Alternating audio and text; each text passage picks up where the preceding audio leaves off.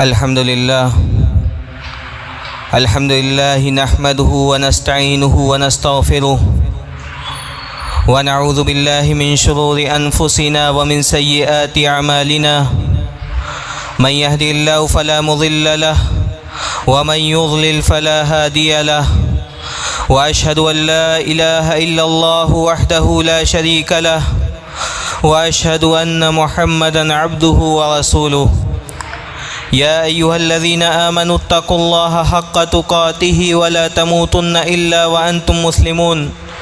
يا أيها الناس اتقوا ربكم الذي خلقكم من نفس واحدة وخلق منها زوجها وبث منهما رجالا كثيرا ونساء واتقوا الله الذي تساءلون به والأرحام إن الله كان عليكم رقيبا. يا أيها الذين آمنوا اتقوا الله وقولوا قولا سديدا يصلح لكم أعمالكم ويغفر لكم ذنوبكم ومن يطع الله ورسوله فقد فاز فوزا عظيما. أما بعد فإن خير الحديث كتاب الله وخير الهدي هدي محمد صلى الله عليه وسلم وشر الأمور محدثاتها وكل محدثة بدعة وكل بدعة ضلالة وكل ضلالة في النار. فأعوذ بالله السميع العليم من الشيطان الرجيم. بسم الله الرحمن الرحيم. ولقد خلقنا الإنسان ونعلم ما توسوس به نفسه ونحن أقرب إليه من حبل الوريد. إذ يتلقى المتلقيان عن اليمين وعن الشمال قعيد. ما يلفظ من قول إلا لديه رقيب عتيد. وجاءت سكرة الموت بالحق ذلك ما كنت منه تحيد. ونفخ في الصور ذلك يوم الوعيد. وجاءت كل نفس معها سائق وشهيد. وقال جل وعلا فلا تزكوا أنفسكم هو أعلم بمن اتقى.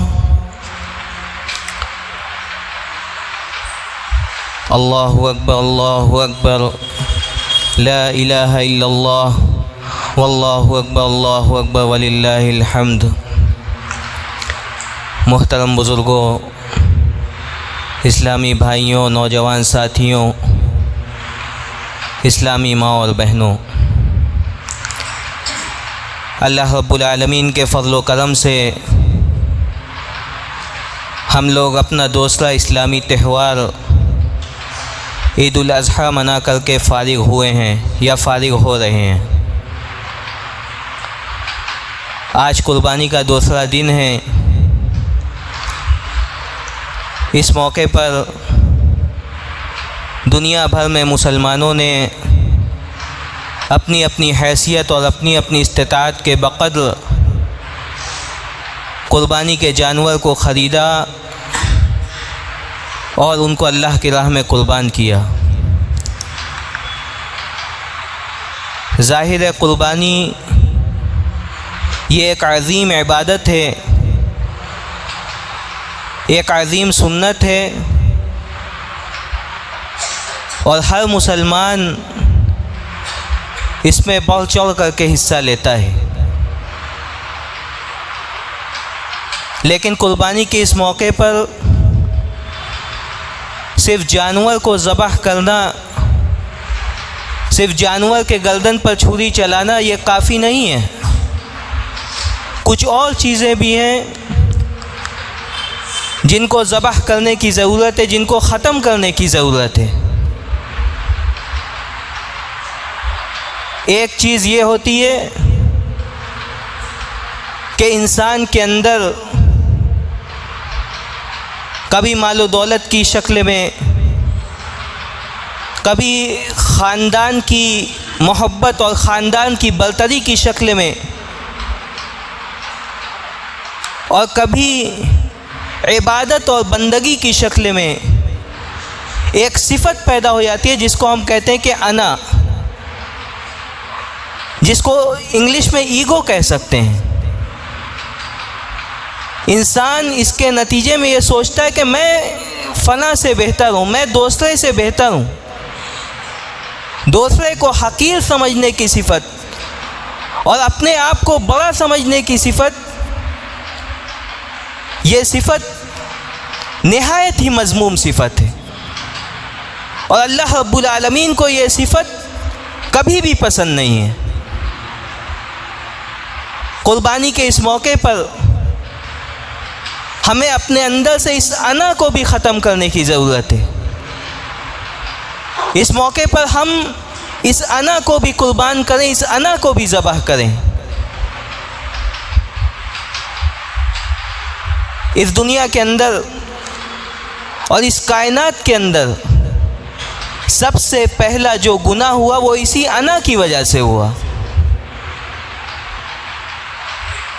ابلیس جو کہ اللہ رب العالمین کا بڑا ہی مقرب بندہ تھا، جو فرشتوں کے درمیان رہتا تھا، اللہ رب العالمین نے جب حضرت آدم علیہ السلام کو پیدا کیا اور فرشتوں کو حکم دیا کہ آدم کو سجدہ کرو، اور ابلیس چونکہ فرشتوں کے درمیان رہتا تھا لہذا اسے بھی حکم ہوا کہ آدم کو سجدہ کیا جائے۔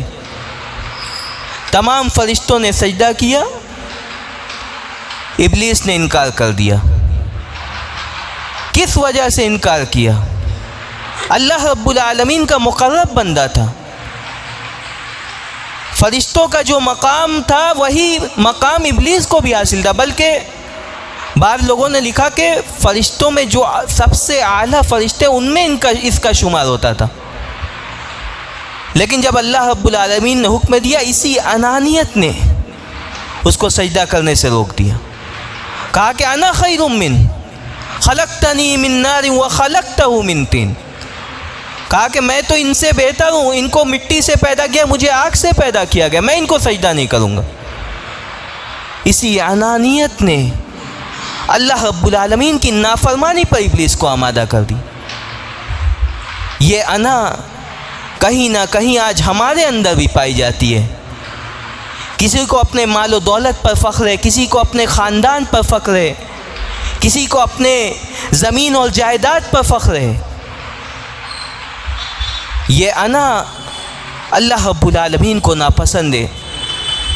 اسی لیے علامہ ابن قیم رحمہ اللہ کہتے ہیں کہ وَلْيَحْذَرْ كُلَّ الْحَذْرِ وَلْيَحْذَرْ كُلَّ الْحَذْرِ، کہ ہر اعتبار سے من طغیان، اس قسم کی سرکشی سے ہر اعتبار سے اپنے آپ کو بچاؤ۔ اور سرکشی کیا ہے؟ انا ولی وعندی، کہا کہ یہ جو تین کلمات انا ولی وعندی یعنی میں کچھ ہوں، یہ چیز میری وجہ سے، میری صلاحیت کی وجہ سے، کہا کہ یہ طغیان ہی، یہ سرکشی، اور یہ سرکشی اللہ رب العالمین کو پسند نہیں۔ کہا کہ فإن هذه الألفاظ الثلاثة ابتلي بها ابلیس وفرعون وقارون، کہا کہ یہ سرکشی کے کلمات، ان کلمات کا استعمال ابلیس نے کیا ہے، فرعون اور قارون نے کہا۔ اس لیے اس قسم کی انانیت سے، اس قسم کے کلمات سے بھی انسان کو بچنا چاہیے۔ ابلیس نے انکار کر دیا سجدہ کرنے سے۔ اللہ رب العالمین نے کہا کہ فَاهْبِطْ مِنْهَا فَمَا يَكُونُ لَكَ أَن تَتَكَبَّرَ فِيهَا فَاخْرُجْ إِنَّكَ مِنَ الصَّاغِرِينَ، کہا کہ نکل جا ہماری بارگاہ سے، میری بارگاہ میں رہ کر، میرے فرشتوں کے درمیان رہ کر تو تکبر کر رہا ہے، یہ چیز مجھے گوارا نہیں۔ فَاخْرُجْ إِنَّكَ مِنَ الصَّاغِرِينَ، آج سے تو ذلیل اور رسوا لوگوں میں سے۔ اسی انا نے ابلیس کو اللہ کی نافرمانی پر ابھار دیا، اور اسی انا کی وجہ سے ابلیس بارگاہ الہی سے دھتکارا گیا۔ اس دنیا کے اندر جن لوگوں نے بھی تکبر کیا، جن لوگوں نے بھی انانیت کو اختیار کیا، اللہ نے اس کو تباہ و برباد کر دیا۔ بہت بڑا بادشاہ تھا فرعون، بہت بڑا بادشاہ تھا۔ حضرت موسیٰ علیہ السلام کو اس کے پاس بھیجا گیا۔ حضرت موسیٰ علیہ السلام نے توحید کی دعوت دی اور کہا کہ میں اللہ کی طرف سے بھیجا ہوا رسول بنی اسرائیل کو میرے ساتھ بھیج دو۔ فرعون نے اللہ رب العالمین کا مذاق اڑایا، کہتا تھا کہ انا ربکم الاعلی، میرے علاوہ کون رب ہے، میں تمام جہان والوں کا رب ہوں۔ اللہ رب العالمین کا مذاق اڑایا اور کہا کہ قال فرعون یا ایھا الملأ ما علمت لکم من الہ غیری فاوقد لی یا ہامان فاجعل لی سرا لعلی اطلع الی الہ موسیٰ وانی لاظنہ من الکاذبین۔ کہا کہ اپنے درباریوں سے کہا کہ میرے علاوہ کون رب ہے۔ حامان جو اس کے دربار کا ایک بہت بڑا وزیر تھا، اس سے کہا مذاق اڑاتے ہوئے کہ ایک محل بناؤ، ایک اونچا سا محل بناؤ، میں اس پر چڑھ کر کے دیکھوں کہ موسیٰ کا رب کیسا ہے،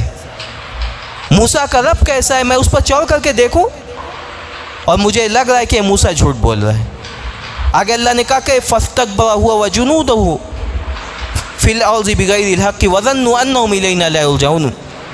فرعون اور اس کے لشکر نے تکبر کیا، اس کے لشکر نے اپنے آپ کو بڑا سمجھا اور یہ سمجھتا رہا کہ اللہ کی طرف اس کو لوٹایا نہیں جائے گا۔ اللہ رب العالمین نے اس تکبر کی سزا کیا دی، انجام کیا ہوا؟ فاخذناہ، اللہ رب العالمین نے اس کی گرفت کر لی اور دریا میں ڈبو کر کے اسے مار دیا گیا۔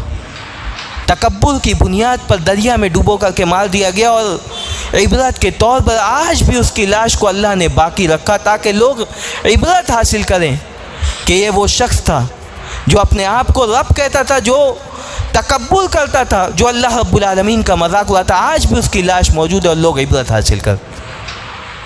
ایک انسان کو کبھی اپنے مال و دولت پر بھی بڑا فخر ہوتا ہے، مال و دولت پر بھی بڑا گھمنڈ ہوتا ہے۔ بہت بڑا دولت والا تھا قارون، اتنی دولت تھی کہ ما ان مفاتیحہ لتنوء بالعصبۃ اولی القوہ۔ اللہ رب العالمین نے کہا کہ اتنا خزانہ اس کے پاس تھا کہ اس کے خزانے کی کنجیاں اور چابیاں بڑے بڑے پہلوان بڑی مشکل سے اٹھاتے تھے، اتنا خزانہ اللہ نے دیا تھا۔ قوم کے جو نیک لوگ تھے اس کو تنبیہ کی کہ لا تفرح ان اللہ لا يحب الفرحین، اگر اللہ نے یہ مال و دولت تم کو دیا اس پر گھمنڈ مت کرو، اللہ گھمنڈ کرنے والوں کو پسند نہیں کرتا۔ قارون کے اندر بھی یہی انا تھی، یہی انانیت تھی۔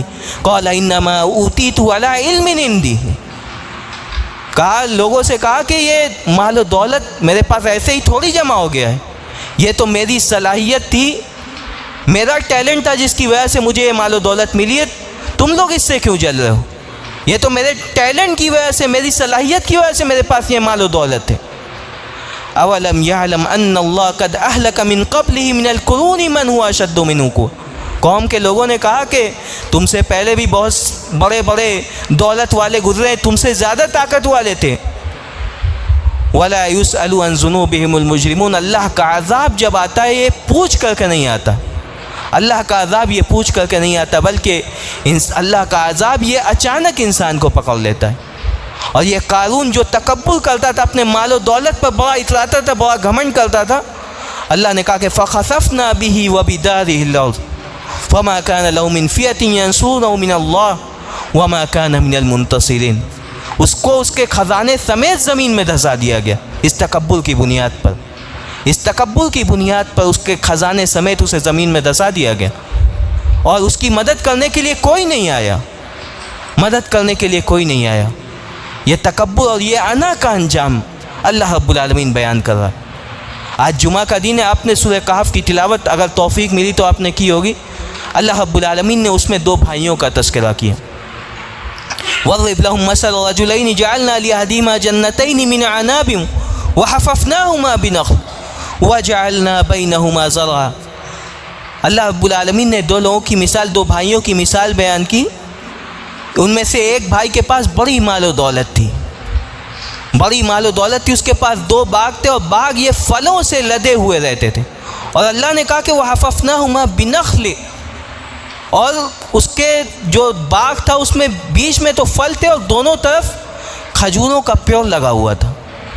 اور اللہ رب العالمین نے کہا، اس کے باغ کی صفت بیان کی کہ دونوں کے درمیان سے نہر بھی جاری تھی۔ اتنا مال و دولت اللہ رب العالمین نے اس کو عطا کیا، اس کے اندر بھی اپنے مال و دولت کا گھمنڈ آ گیا۔ اپنے بھائی سے کہتا ہے کہ انا اکثر منک مالا واعز نفرا، میں مال و دولت کے اعتبار سے تم سے بڑا، تم سے زیادہ میرے پاس اتنی مال و دولت ہے تمہارے پاس نہیں ہے، نوکر چاکر ہیں، ملازم ہیں، تمام نعمتیں تمہارے پاس نہیں ہیں۔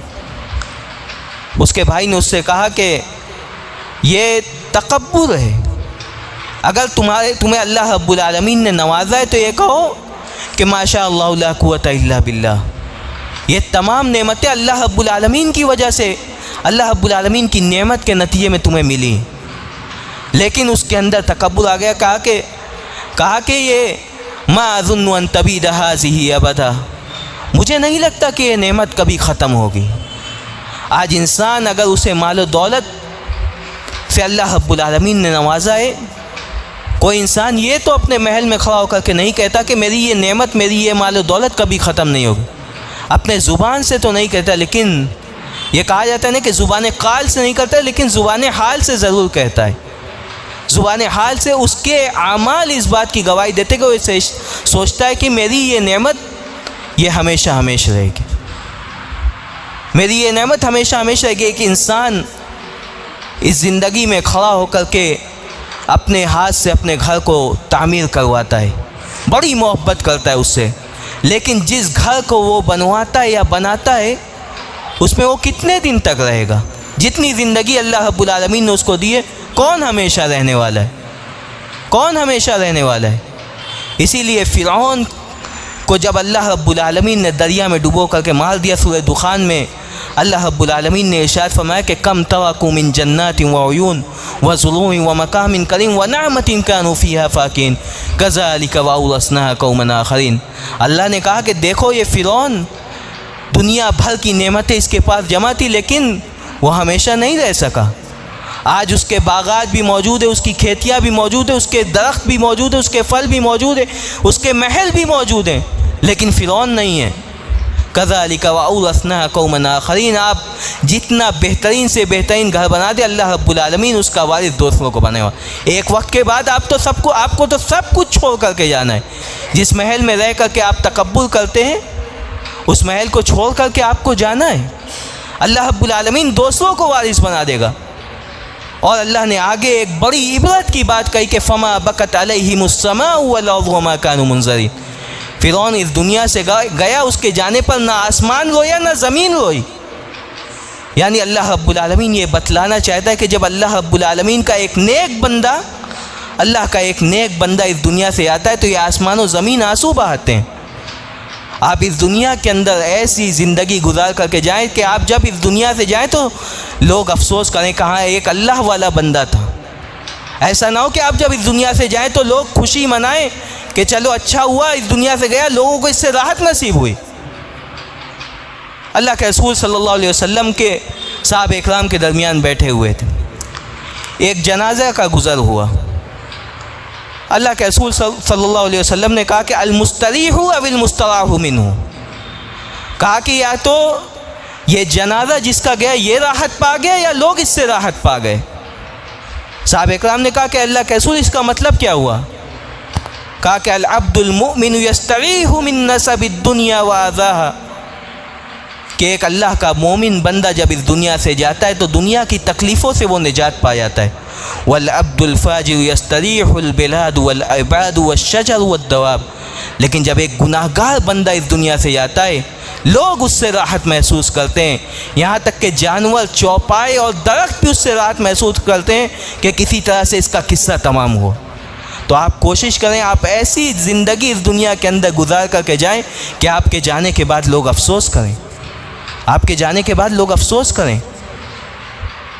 تو یہ فرعون کا انجام تھا، فما بکت علیہم السماء والارض، کہ اس کے جانے پر آسمان و زمین نے بھی نہیں روئی۔ یہ دو بھائیوں کا جو قصہ بیان کیا جا رہا تھا، تکبر کی بنیاد پر اس کے بھائی نے اسے تنبیہ کی کہ یہ تکبر اس کو چھوڑ دو، لیکن اس نے کہا کہ میرا یہ باغ یہ تو ہمیشہ رہے گا، یہ تو ختم ہونے والی نعمت نہیں ہے۔ اللہ رب العالمین نے راتوں رات اس کے باغ کو، اس کے درخت کو اور اس کے پورے باغ کو تباہ و برباد کر دیا، اس کے پورے باغ کو تباہ و برباد کر دیا۔ کس بنیاد پر؟ اسی تکبر کی بنیاد پر۔ یہ تکبر اپنے آپ کو دوسروں سے بہتر سمجھنا، یہ اللہ رب العالمین کو قطعی پسند نہیں ہے۔ حدیث قدسی میں اللہ رب العالمین نے فرمایا کہ الکبریاء ردائی، تکبر یہ میری چادر ہے۔ اگر کوئی بڑا ہے تو یہ اللہ رب العالمین ہے، اگر کوئی اپنے آپ کو بڑا سمجھ سکتا ہے تو یہ اللہ رب العالمین ہے۔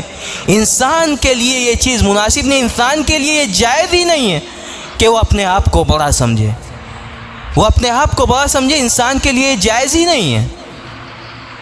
یہ مال و دولت کا تکبر، یہ زمین اور جائیداد کا تکبر جس طریقے سے ہوتا ہے، اسی طرح کبھی کبھی انسان کے اندر عبادت کا تکبر بھی آ جاتا ہے، تقوی اور پرہیزگاری کا بھی تکبر آ جاتا ہے۔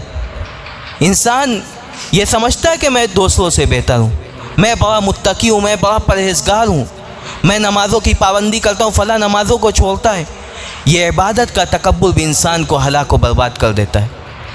اللہ رب العالمین نے سورہ نجم میں فرمایا کہ فَلَا تُزَكُّوا أَنفُسَكُمْ هُوَ أَعْلَمُ بِمَنِ اتَّقَى، اپنے آپ کو تقوی اور پرہیزگاری کا سرٹیفکیٹ مت دو، اللہ رب العالمین جانتا ہے هُوَ أَعْلَمُ بِمَنِ اتَّقَى، کون متقی اور پرہیزگار ہے یہ اللہ رب العالمین کے علم میں ہے۔ اپنے آپ کو متقی مت گردانو، بلکہ اللہ رب العالمین کے علم میں ہے کہ کون متقی ہے کون پرہیزگار ہے۔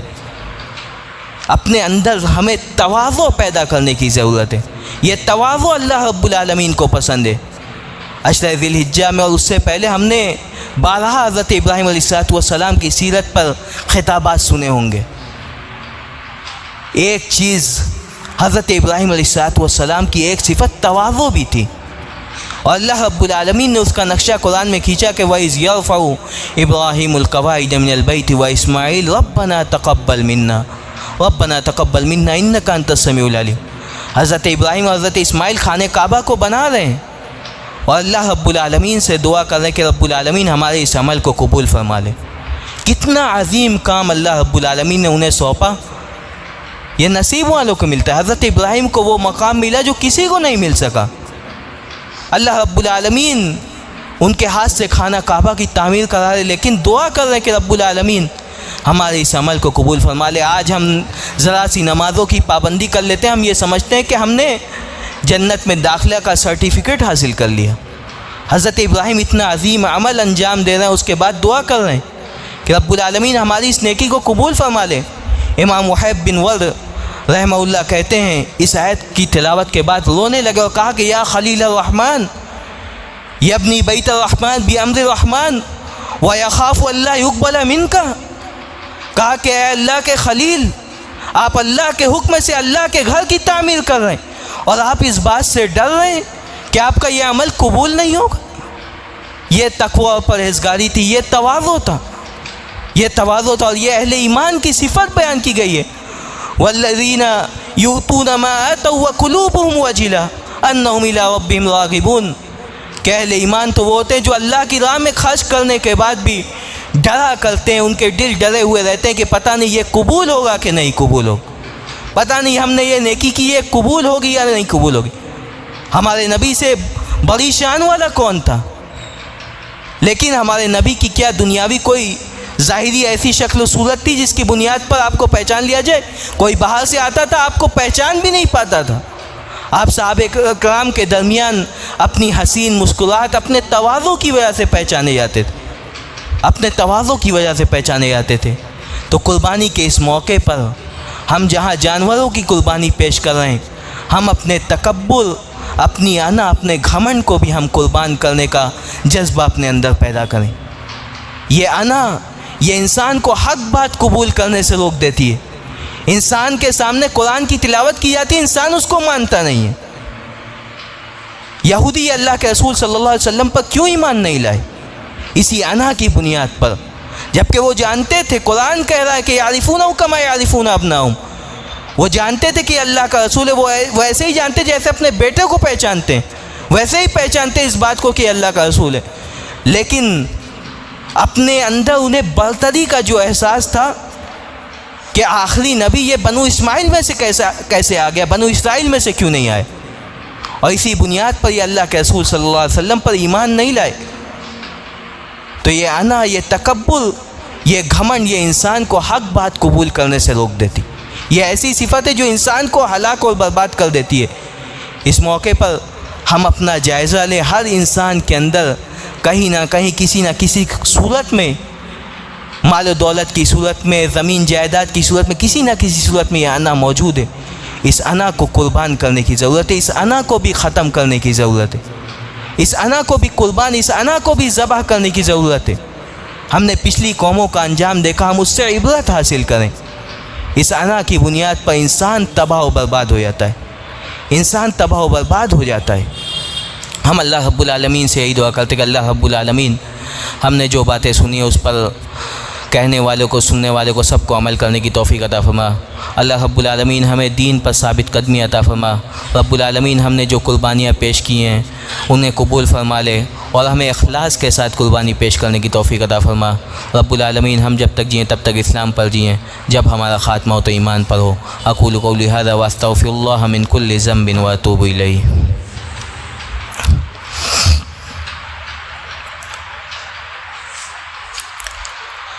الحمد لله على إحسانه وشكره وعلى توفيقه وامتنانه. أشهد أن لا إله إلا الله وحده لا شريك له تعظيما لشانه، وأشهد أن محمدا عبده ورسوله الداعي إلى رضوانه. إن الله وملائكته يصلون على النبي يا أيها الذين آمنوا صلوا عليه وسلموا تسليما. اللهم صل على محمد وعلى آل محمد كما صليت على إبراهيم وعلى آل إبراهيم إنك حميد مجيد. اللهم بارك على محمد وعلى آل محمد كما بارکت علی ابراہیم وعلی آل ابراہیم انک حمید مجید. تو بات چل رہی تھی انا اور کبر و غرور کی. اس انا اور کبر و غرور کی وجہ سے ایک انسان اللہ رب العالمین کی مغفرت سے بھی محروم رہ جاتا ہے. اللہ کے رسول صلی اللہ علیہ وسلم نے ایک حدیث کے اندر ارشاد فرمایا کہ ہر سوموار اور جمعرات کے دن بندوں کے اعمال اللہ رب العالمین کی بارگاہ میں پیش کیے جاتے ہیں، اور اللہ رب العالمین تمام لوگوں کی مغفرت فرما دیتا ہے. لیکن جو لوگ ایک دوسرے سے اپنے دل میں کینہ رکھتے ہیں، ایک دوسرے سے برائی پال کر کے رکھتے ہیں، اللہ رب العالمین فرشتوں سے کہتا ہے کہ انظروا ھذین حتی یصطلحا، انظروا ھذین حتی یصطلحا، کہ ان دونوں کے معاملے کو چھوڑ دیا جائے یہاں تک کہ یہ لوگ ایک دوسرے سے صلح کر لیں، ایک دوسرے سے صلح کر لیں. ہم اپنے گھر میں رہتے ہیں، اپنے خاندانوں میں، ہمارے خاندانوں میں ایک دوسرے سے انسانی فطرت کے اعتبار سے ہر کسی سے تو دوستی نہیں ہو سکتی، کسی نہ کسی سے انبن رہتی ہے، دشمنی رہتی ہے. ہم جانوروں کی قربانی پیش کر رہے ہیں، ہم اس دشمنی کو بھی ختم کرنے کی کوشش کریں، ہم اس دشمنی کو بھی ختم کرنے کی کوشش کریں. ہم اپنی جھوٹی ناک لے کر کے بیٹھیں، ہم دشمنی کو ختم کر سکتے ہیں، لیکن ہمارے اندر انانیت ہے، ہم جھکنے نہیں جائیں گے، ہم جھکنے نہیں جائیں گے. اللہ رب العالمین مہلت دے رہا ہے کہ اپنی اصلاح کر لو، تمہیں معاف کر دیا جائے گا، لیکن ہم اپنی انا کی وجہ سے ہم اللہ رب العالمین کے معافی سے محروم ہیں. آپ کتنی بڑی بڑی برائیاں لے کر کے، آپ چھوٹی چھوٹی برائی لے کر کے اپنے دل میں بیٹھے ہوئے، اور یہ دشمنی، یہ عداوت نسل در نسل چل رہی ہے. واقعہ افک سے آپ عبرت حاصل کریں. آج انسان یہ کہتا ہے نا کہ میں نے اس کے لیے اتنا سب کچھ کیا اور اس نے میرے ساتھ یہ کیا. آپ واقعہ افک کو پڑھیں اور اس سے عبرت حاصل کریں. حضرت ابو بکر صدیق رضی اللہ عنہ، اختصار کے ساتھ میں تھوڑا وقت زیادہ لے رہا ہوں، میں اپنی بات ختم کرتا ہوں. حضرت ابو بکر صدیق رضی اللہ عنہ، بہت سارے لوگ تھے جن کی کفالت کرتے تھے، بہت سارے لوگ تھے جن کا خرچہ اٹھائے ہوئے تھے. حضرت عائشہ پر جب زنا کا الزام لگایا گیا یہودیوں کی سازش کے نتیجے میں، اس سازش میں وہ لوگ بھی آ گئے جن کا حضرت ابو بکر صدیق رضی اللہ عنہ خرچہ اٹھائے ہوئے تھے. کہا کہ جب لوگوں نے کہا کہ حضرت عائشہ نے نعوذ باللہ زنا کا ارتکاب کیا ہے، یہ لوگ بھی اسی میں شامل ہو گئے کہ ہاں ایسا ہو سکتا ہے. حضرت ابو بکر صدیق نے قسم کھا لی کہ میں نے ان کے لیے اتنا سب کچھ کیا، آج یہ میرے بیٹی پر الزام لگا دیں، میری بیٹی پر زنا کی تہمت لگا دیں. کہا قسم کھا لی کہ میں زندگی بھر اب ان کا خرچہ نہیں اٹھاؤں گا. اللہ رب العالمین نے جب آیت برات نازل کی حضرت عائشہ کی برات میں، جب قرآن کی آیت نازل ہوئی کہ حضرت عائشہ بے قصور ہے، انہوں نے ایسا کچھ نہیں کیا، ایک آیت حضرت ابو بکر صدیق کے بارے میں بھی نازل ہوئی. اللہ رب العالمین نے کہا کہ وَلْيَعْفُوا وَلْيَصْفَحُوا، الا تحبون ان یغفر اللہ لکم، کہا کہ ابو بکر معاف کر دو، عفو درگزر سے کام لے لو، کیا اس بات کو پسند نہیں کرتے کہ اللہ رب العالمین تم کو معاف کر دے؟ یہ کتنی بڑی بات تھی، کتنی بڑی بات تھی۔ ایک باپ کے سامنے اس کی بیٹی پر زنا کا الزام لگایا جا رہا ہے اور اللہ رب العالمین پھر بھی کہہ رہا ہے کہ معاف کر دو، اللہ تمہیں معاف کر دے گا۔ اس سے بڑی بات کیا ہو سکتی؟ اس سے بڑی عداوت اور دشمنی کی بات کیا ہو سکتی؟ جب آیت کریمہ نازل ہوئی حضرت ابو بکر رونے لگے اور کہا کہ بلا یا رسول اللہ، کیوں نہیں ہے اللہ کا رسول، میں ضرور معاف کر دوں گا۔ تو اس قربانی کے موقع پر ہم ایک دوسرے کو معاف کرنے کا جذبہ اپنے اندر پیدا کریں، اپنی انا اپنے گھمنڈ، اپنے غرور کو ہم ذبح کریں اور اس کو ختم کریں۔ اللہ رب العالمین ہمیں اس کی توفیق عطا فرمائے۔ ان اللہ ملائکتہ یصلون علی النبی یا ایھا الذین آمنوا صلوا علیہ وسلموا تسلیما۔ اللهم صل علی محمد وعلی آل محمد کما صلیت علی ابراہیم وعلی آل ابراہیم انک حمید مجید۔ اللهم بارک علی محمد وعلی آل محمد کما بارکت علی ابراہیم وعلی ابراہیم انک حمید مجید۔ اللهم اعز الاسلام والمسلمین واذل الشرک والمشرکین ودمر اعداء الدین واحمی حوزة الاسلام یا رب العالمین۔ ربنا آتنا فی الدنیا حسنة وفی الآخرة حسنة وقنا عذاب النار۔ عباد اللہ رحمکم اللہ، ان اللہ یأمر بالعدل والإحسان وإيتاء ذي القربى وينهى عن الفحشاء والمنكر والبغي يعظكم لعلكم تذكرون اذكروا الله يذكركم وادعوه يستجب لكم ولذكر الله أكبر والله يعلم ما تصنعون۔